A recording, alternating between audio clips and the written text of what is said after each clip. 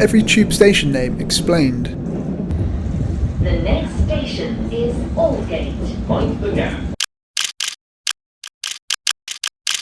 2,000 years ago, the Romans conquered chunks of Britain, which the locals weren't exactly thrilled about. After a burning or two, Londonium thought it best to start playing some defence. One of the fort's few entryways faced east, connecting to the old capital at Colchester. For invaders and emperors, if you wanted to get anything done in Roman Britain, you'd have to get through this thing first. Built to last, 500 years later, the Anglo-Saxons were still relying on their east gate. And over the next 1,000 years, as the English came to be, it was still repaired and replaced, ready and waiting to fend off London's natural enemies. The poor, the French, and Northerners. A battle of the War of the Roses was fought literally underneath the gate. The history of a city is the history of its survival. There is only a London because the Aldgate didn't budge. But by the 1600s, London's population was expanding in a way its fortifications simply couldn't. A new emerging East End saw French Protestant exile literally sell the petticoats off their back. A brickwork industry dominated this lane. A new food market was set up on the empty Spitalfield. London had spilt through its gate.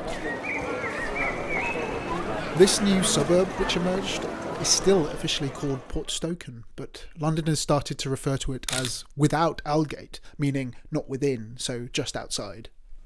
Suddenly, to a city experimenting with things like commutes, this old thing designed all those years ago to halt the flow of traffic was quite literally getting in the way of progress. In 1761, after 1,500 years of service, the Aldgate was torn down entirely. So that's the gate bit sorted. What does old mean? The Tudor antiquarian John Stowe, who lived in Aldgate, knew it came from the Saxon word ial, meaning old, so Old Gate, which, yeah, makes sense. But the problem is, if you look at all the sources from before the Tudor period, they all reference a version of an al gate, spelt without the D. So it can't have come from Ald, but a different Saxon word entirely.